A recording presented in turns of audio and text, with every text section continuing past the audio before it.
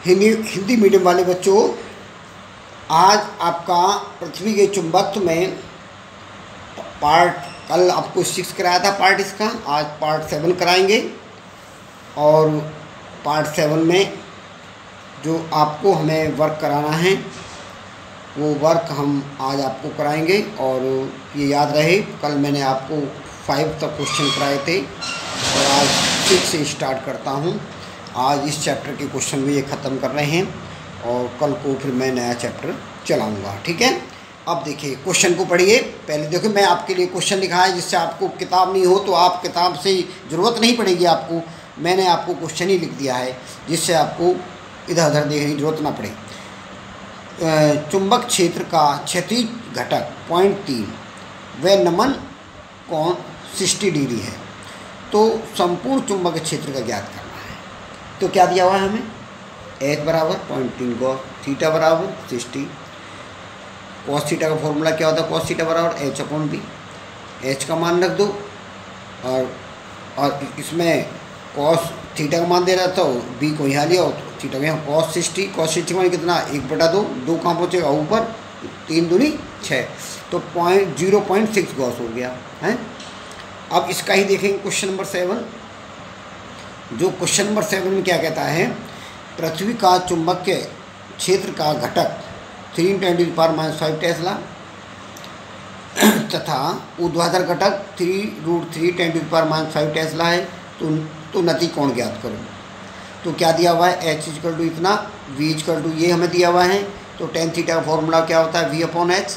तो V की value 3√3 × 10⁻⁵ और H की वैल्यू 3 × 10⁻⁵। 10⁻⁵ से दोनों कैंसिल होगी, 3 से 3 काटो तो √3 आया। √3 का मान कितना होगा, tan थीटा = tan 60, इसकी वैल्यू tan 60 होती है। 10 से 10 कैंसिल, तो थीटा बराबर कितना हुआ, 60। ये आपका क्वेश्चन नंबर कौन सा हो गया, 7 है। अब कौन सा कराएं, क्वेश्चन नंबर 8। क्वेश्चन नंबर 8 में क्या दिया है, किसी स्थान पर पृथ्वी का चुंबकीय क्षेत्र का घटक उसके ऊर्ध्वाधर घटक का √3 गुना होता है, तो नति कोण ज्ञात करो।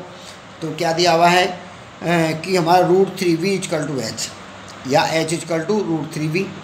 तो देन V/H = क्या होता है, 1/√3। इसको हमें जो कंडीशन दे रखे है, इस कंडीशन को हम ऐसे लिख सकते हैं।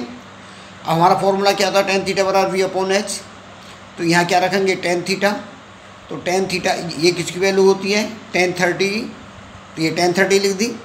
तो इसके बाद 10 से 10 कैंसिल हुआ, तो थीटा बराबर कितना हुआ, 30 डिग्री है।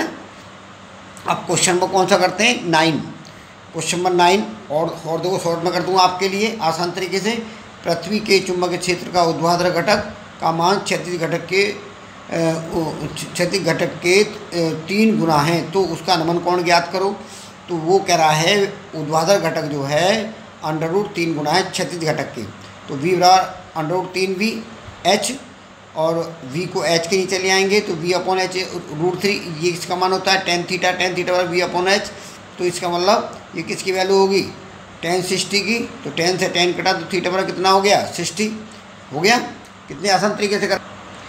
अब देखेंगे आपको चलता है क्वेश्चन नंबर कौन सा चलेगा, क्वेश्चन नंबर 10 है।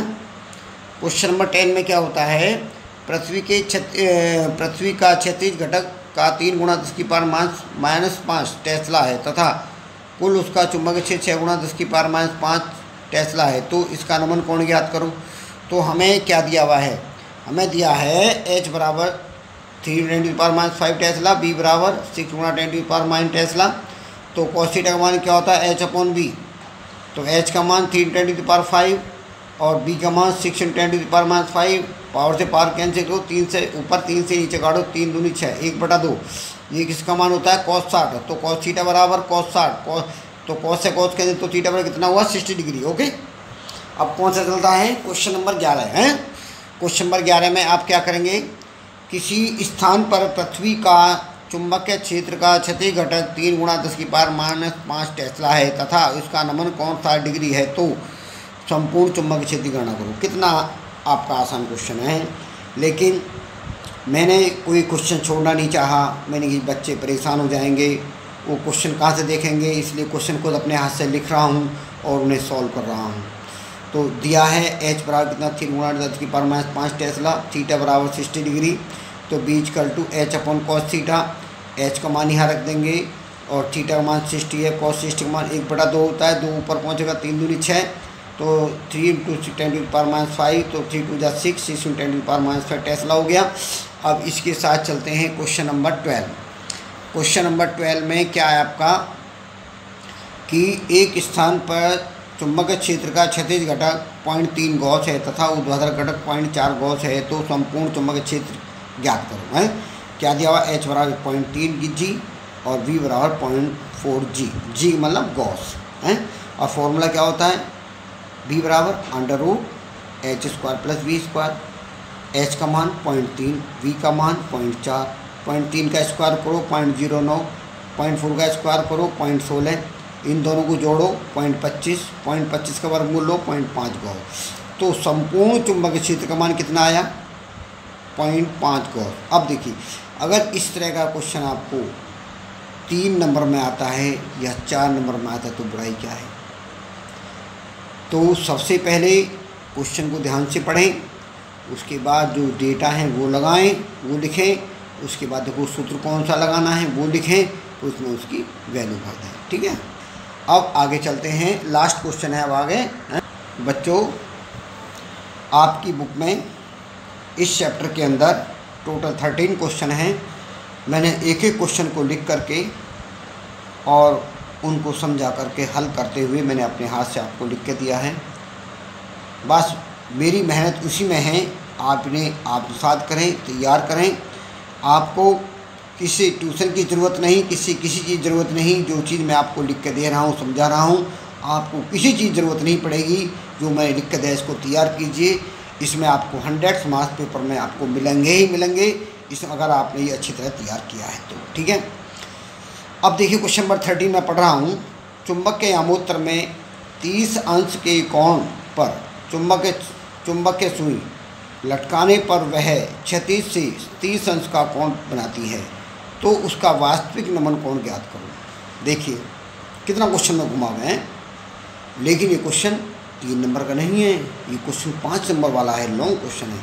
तो इसमें हम क्या जानते हैं, जो पहली शर्त में कहता है कि tan थीटा जो वैल्यू होती है हमारी v/h होती है, लेकिन सेकंड शर्त में कह रहा है कि वो क्षैतिज से 30 अंश का कोण बनाती है चुंबक के यामोत्तर में। तो इसका मतलब tan 30 = v/h, क्षैतिज से cos 30 अंश का कोण बनाती है। तो हमने h cos 30 लिया, वो क्षैतिज से कह रहा कोण बनाती है। इस सेकंड इक्वेशन होगी।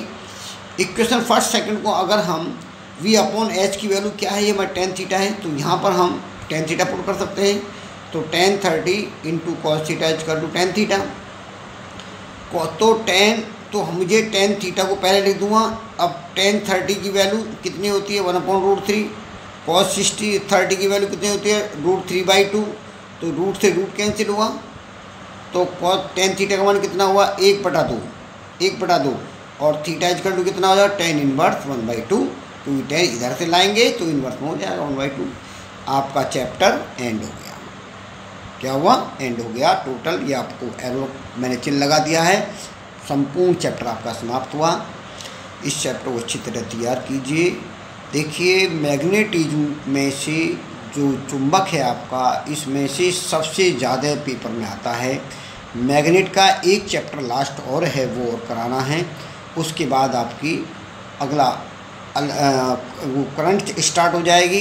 ये मैग्नेट का एक चैप्टर और बचा है। मैग्नेट आपकी टोटल ख़त्म है। मैग्नेट पेपर में सबसे ज़्यादा आती है, इसको अच्छी तरह तैयार करें और धन्यवाद।